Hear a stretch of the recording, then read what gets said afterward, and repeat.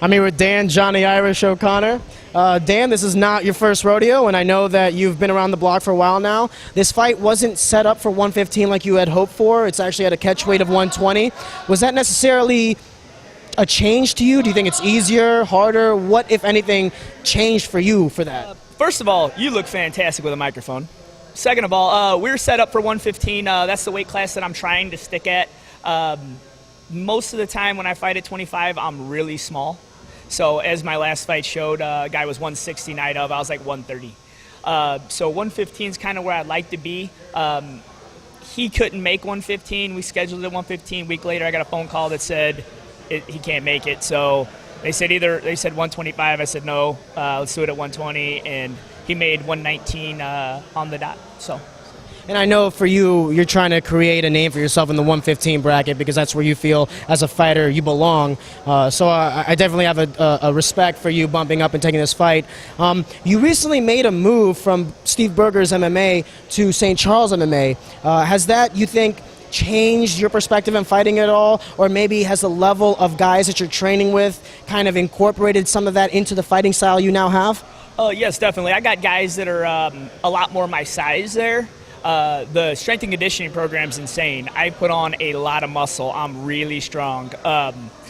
The jiu-jitsu, the wrestling, the little aspects that were lacking at Steve's, Rogers has. We're not so focused on the no-gi jiu-jitsu nonstop, which I did like a lot, but we're working on our stand-up a lot more. We're working on a lot of wrestling because most people that see me fight, I can't wrestle to save my life. Now I'm actually a pretty decent wrestler, so I'm taking down wrestlers. And I noticed that you're also doing a lot more Muay Thai recently, so I'm kind of excited to see a new maybe stand-up Johnny Irish. So I know that this is going to be, I think, your 6th fight, 7th fight?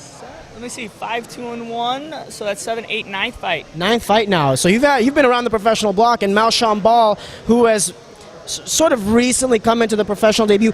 Do you think that your experience and the caliber of fighters that you have fought will give you some sort of edge?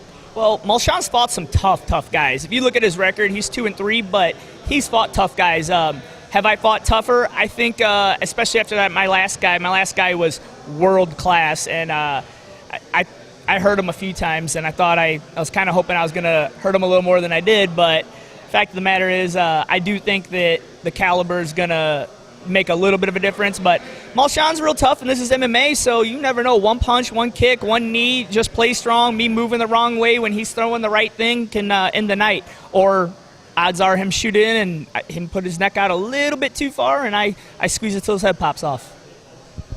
Dan, it's always a pleasure to not only watch you fight, but conversate with you, sir. Dan Johnny Irish O'Connor.